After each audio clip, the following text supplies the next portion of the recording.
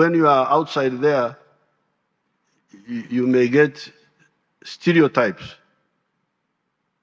about Africa, that Africa, they have no food, they are starving. Here we are dying from food. We have so much food here.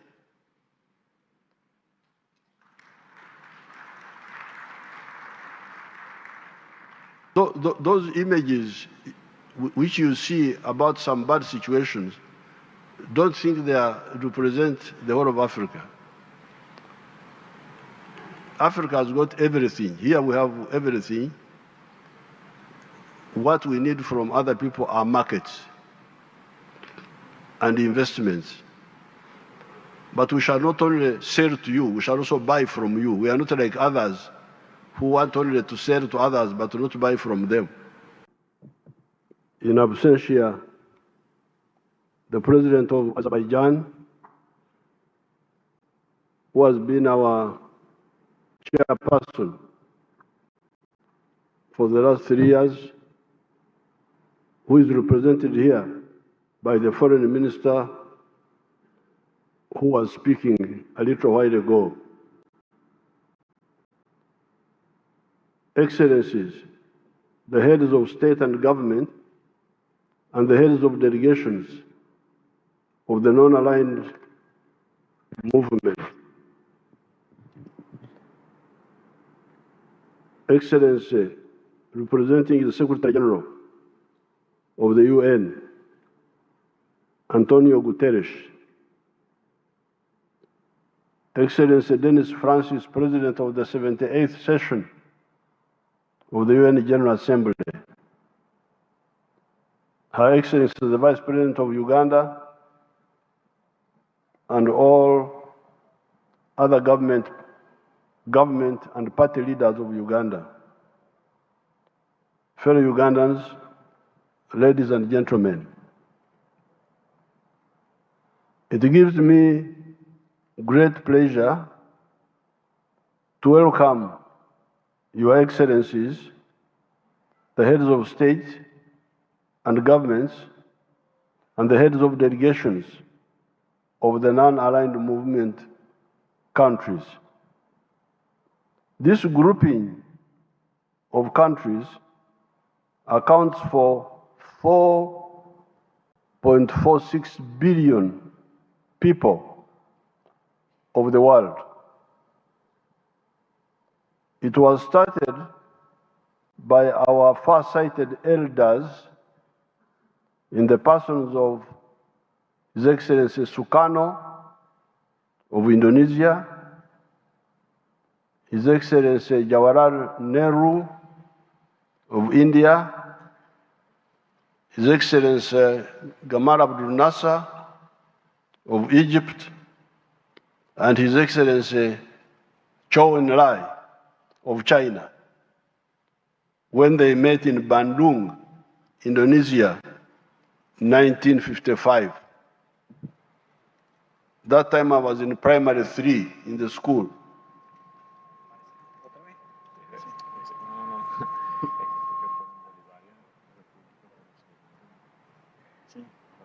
The first summit of the non-aligned movement took place in Belgrade, Yugoslavia, in 1961, and was attended by Afghanistan, Algeria, Burma, Cambodia, Ceylon, Congo, Cuba, Cyprus, Ethiopia, Ghana, Guinea Conakry, I think here was some of Guinea Conakry, India, Indonesia,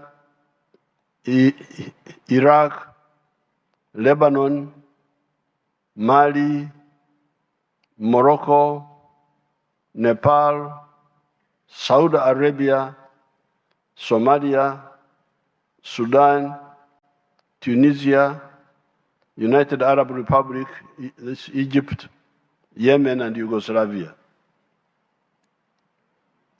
The emergence of the non-aligned movement was a necessary antidote to the irrational polarization of the world of that time between the capitalist Western countries and the communist, mainly Eastern countries.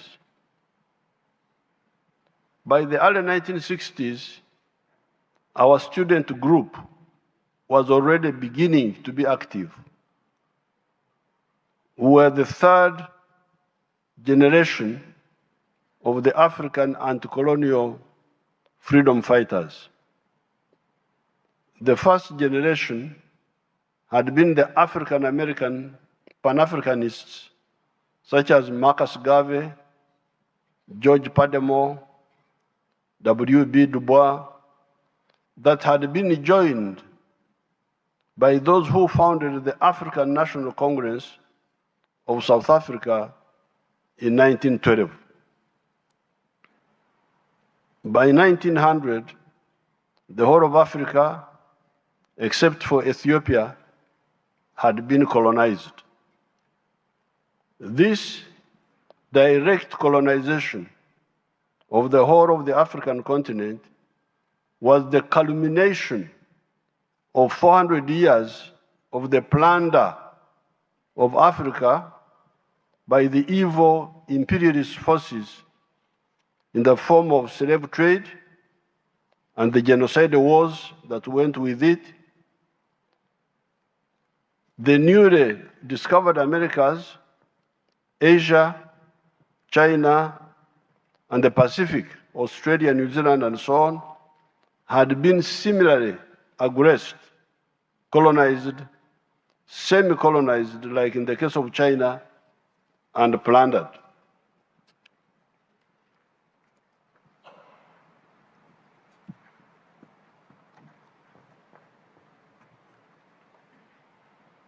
Africa's capitulation, Africa's surrender, had been in part on account of our egocentric chiefs and kings, who out of selfishness could not unite us to fight these evil people. The second generation of the African freedom fighters were people like Mzee Jomo Kenyatta of Kenya, Mwalimu Nyerere of Tanzania, Nelson Mandela of South Africa, etc., who emerged in the 1940s. When we therefore came on the scene in the 1960s, we were generation 3 of the anti-colonial fighters.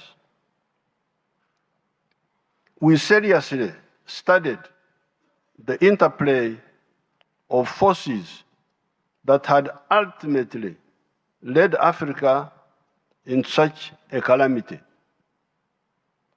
In those studies, we used the instrument of political economy, which is a study that helps us to discover the fundamental laws that govern the motion of society from one social system to another.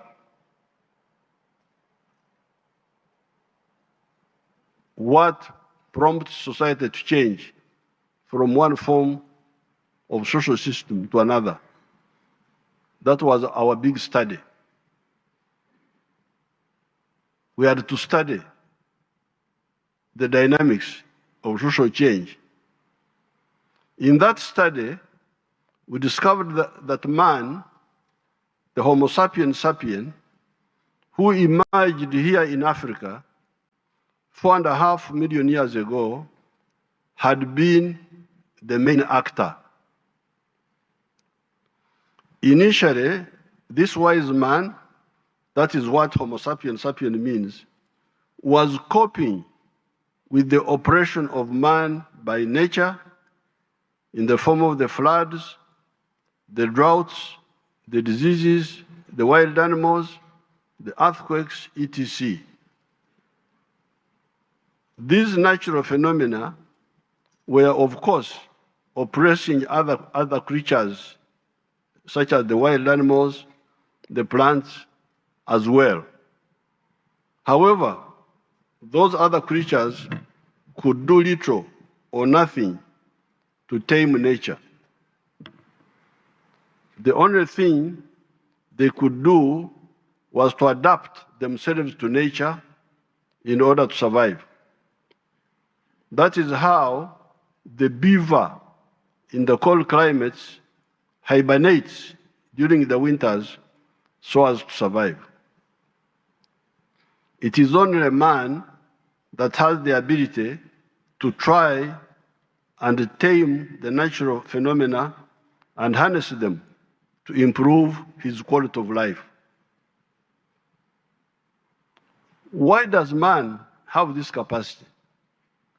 It is because of the three characteristics of man. These are a superior brain that is able to reason and not only act by instinct, a hand that can make and use tools to do work, and bipedalism, ability to walk on two legs with the head up instead of the head being down like a reptile, trying to navigate among ground-based obstacles that enables man to see far and think.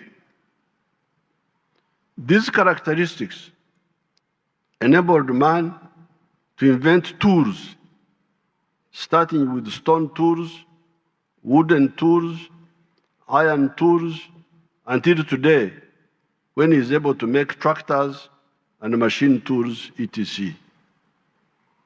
These tools enabled man to make scientific inventions that precipitated qualitative and quantitative changes in society. The invention of fire 1.5 million years ago caused society to move from dwelling in trees to dwelling in caves and on the ground generally. Caves were more comfortable than the trees. The invention of the domestication of crops around 10,000 years ago, the domestication of the livestock around 12,000 years ago, the invention of the iron around 1,500 BC, the steam engine, the printing press, electricity, the railway, the automobiles, the aircraft, the automation, vaccines, the invention of penicillin, the invention of quinine, etc., enabled man to cope better and enabled him to harness natural phenomena and items for the betterment of his life. Our study of political economy of creation and society, therefore, enabled us to discover that the best primer of changes, primer means initiator of changes in society, is the development of science and technology. Therefore, societies that move forward their levels of science and technology lay a basis for positive social change and should be encouraged by the progressive forces of the world. This encouragement should be irrespective of the social systems of the concerned societies. However, when man's inventiveness was handling the operation of man by nature, another form of operation of man emerged. This was the operation of man by fellow men. So man had two problems now: operation of man by nature, operation of man by fellow men. This was the operation of man by fellow men. Karl Marx is one of the few analysts that seems to have tackled this new problem for man accurately. He pointed out that it was only during the time of the primitive communalism, when man was still living in hunter-gatherer societies, that society was free of oppression of man by fellow men. Thereafter, all subsequent social systems had elements of operation of fellow men of varying degrees.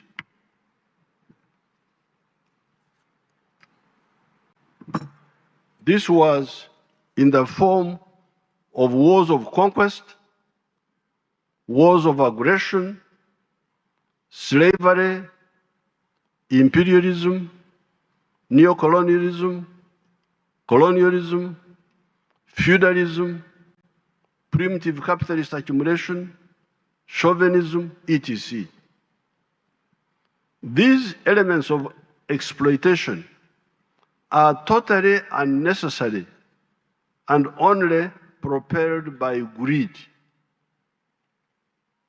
Was it necessary for the Ottomans to block the Europeans from using the Silk Road that had been pioneered by Marco Polo when they captured Constantinople in 1453?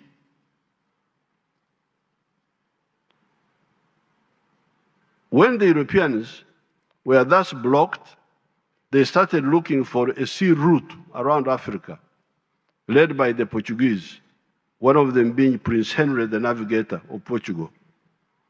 This was a legitimate and positive response forced on the Europeans by the unreasonable actions of the Ottomans.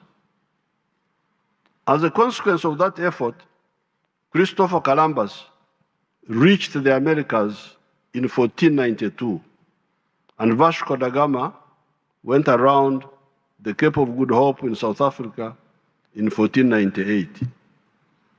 By this time, the positive efforts of the Europeans looking for a sea route around Africa had already started being polluted by the evil of slave taking by the Portuguese. It is said that the first slaves were captured by the Portuguese in the year 1441. The two great achievements of discovering the Americas and going around Africa by sea soon proved harbingers of great evil to Africa, the Americas, and Asia.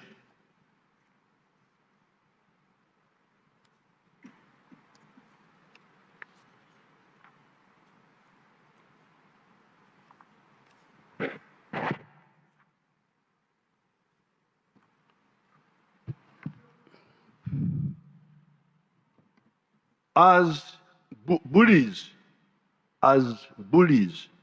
the Europeans used their progress in technology of shipbuilding and the use of gunpowder to conquer Africa, the Americas, Asia, and the Pacific. European looting of the rest of humanity through slavery, imperialism, colonialism, semi-colonialism, conquest, and extermination of the indigenous people in some cases went on for 500 years. Instead of humanity celebrating the scientific advances in shipbuilding, the wider use of gunpowder, which had been discovered by the Chinese around 800 BC, the wider use of quinine against malaria that the Spanish had learned from the indigenous Indians of the Americas, the printing press, the steam engine, and all the other inventions were to spend 500 years in anti-colonial wars to expel the evil parasites.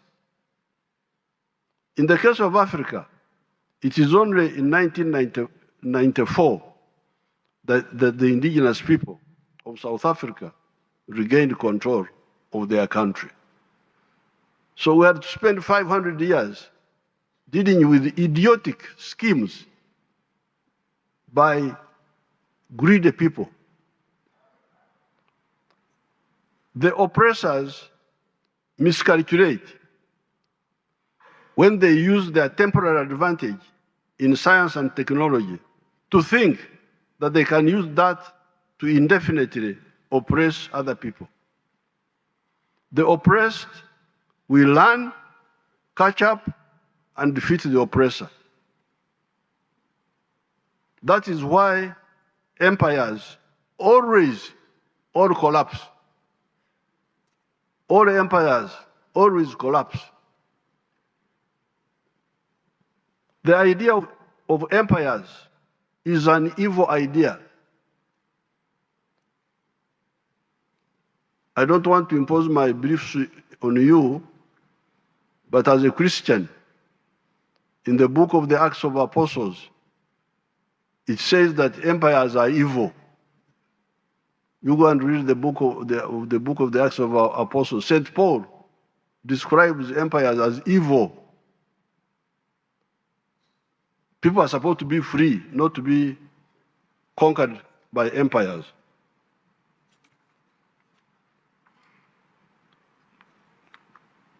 We should only have free associations of nations, people of common or shared origin, interacting for mutual advantage with the peoples of the world.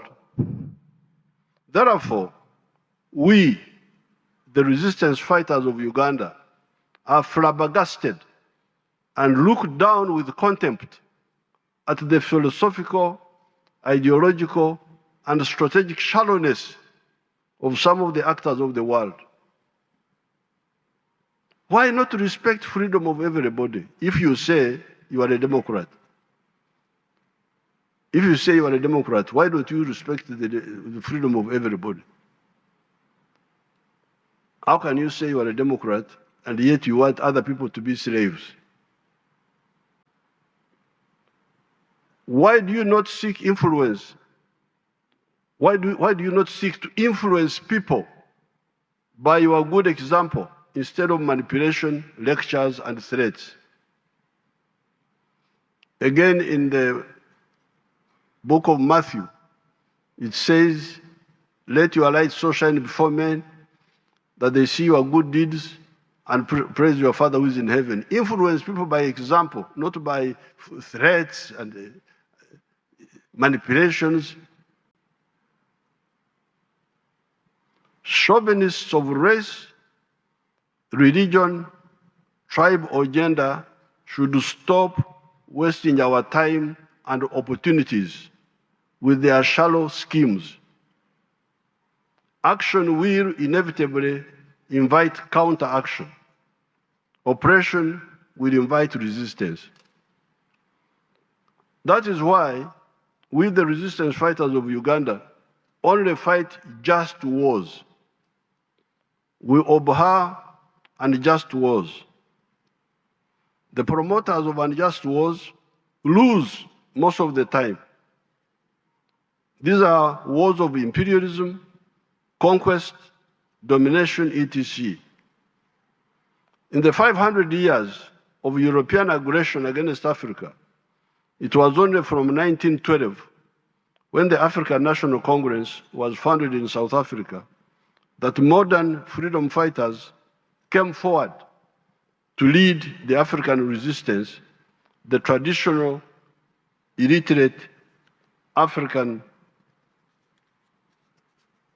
chiefs having failed to defend our sovereignty, except for Menelik of Ethiopia, who defeated the Italian aggressors in 1896. It took the modern African resistance fighters only 82 years to clear the whole of Africa of these invaders, with South Africa being the last to get freedom in 1994. In that 82 years, you had the Mau Mau in Kenya, the resistance wars in Algeria, Mozambique, Angola, Guinea-Bissau, Namibia, South Africa, Zimbabwe, etc. We won everywhere. Our African brothers in all these wars won. But after losing a lot of time, Why had the imperialists thought of dominating us in the first place? Therefore, the non-aligned movement was correct. The illogical polarization of the 1940s, 1950s, 60s, 70s between the capitalists and communists was wrong. Why should new ideas cause tension? This was the mistake of people like Metternich of Austria-Hungary, who thought that the new ideas of capitalism that were challenging the feudal order in Europe could be blocked by war. The Austria-Hungarian Empire ended up disappearing from the face of the earth, and capitalism did not stop spreading.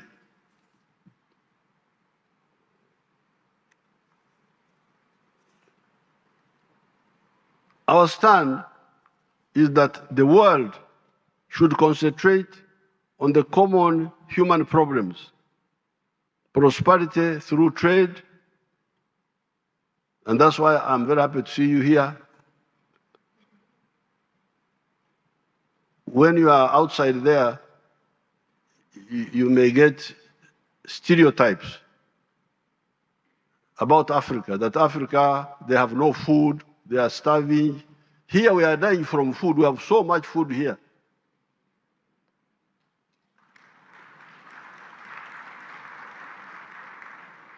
Those images which you see about some bad situations, don't think they represent the whole of Africa. Africa has got everything. Here we have everything. What we need from other people are markets and investments. But we shall not only sell to you, we shall also buy from you. We are not like others who want only to sell to others but not buy from them.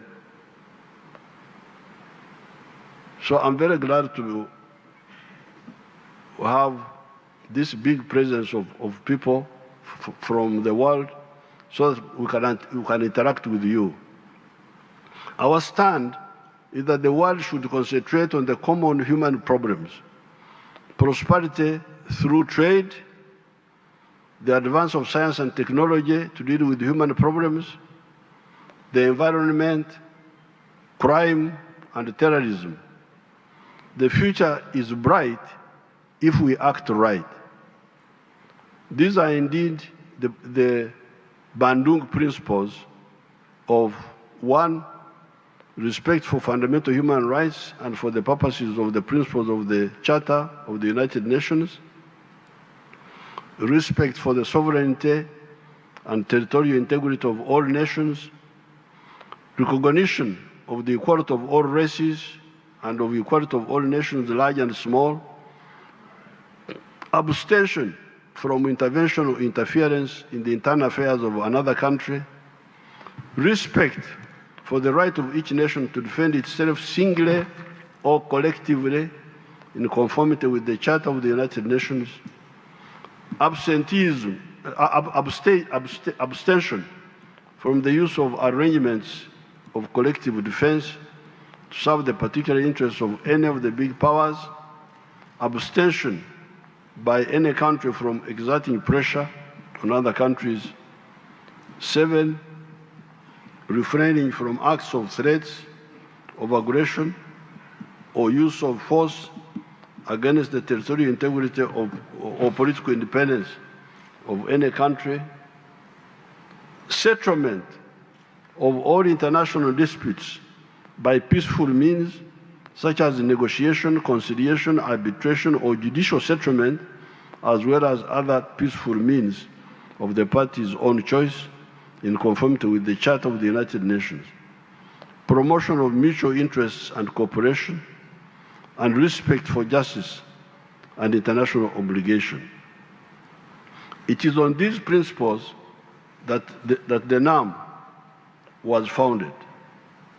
We, the resistance fighters of Uganda, can testify that by synthesizing the package of ideas have got very good results. using the ideas of the free market. We use the free market principles. Like this hotel is a joint venture between the government and the private sector. In some cases, the government can have some parastatals, but in most of the cases, we encourage the private sector.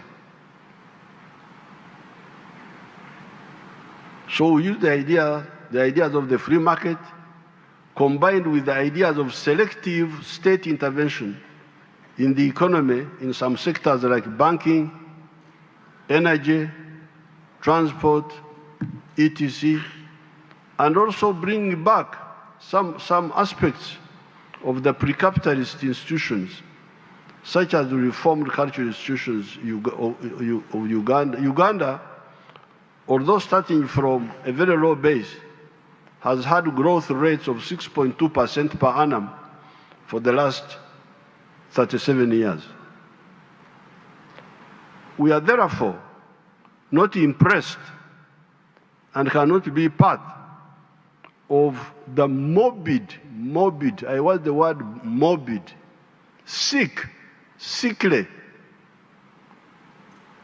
of the morbid bigotry of uni-ideological thinking of this or that type. When somebody says, this is the only correct idea, this is the only correct idea. If you don't believe in this, I will attack you. Really?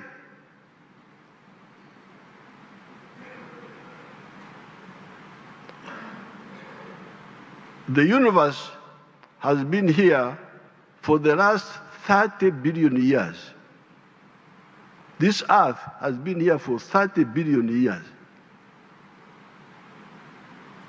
The human society has been here for the last 4.5 million years.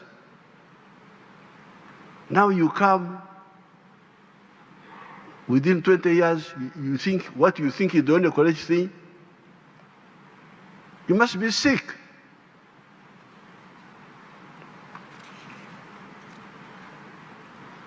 You therefore should not have the audacity to impose on the society you live in, let alone the world, your narrow, uni-ideological orientation. Here in Uganda, we rejected the concept of uni-ideological positions. Our movement started as a multi-ideological political force. We had capitalists, we had socialists, we had Marxists, we had feudalists. They're all. That's why we call our movement, not party. Because a party is uni-ideological. Communist party, capitalist party, those are uni-ideological. Our force is multi-ideological because that's what fits our society. In conclusion, the strength of the non-aligned movement should be used to exercise considerable influence, particularly at the UN, for the effective transformative process for a better common future. In the negotiations for the Pact of the Future, the outcome document of the upcoming United Nations Summit of the Future, to be held in New York in September 2024, we should clearly define priorities that favor developing countries by maintaining unity, solidarity, and collective coordination among our member states in line with the Bandung principles.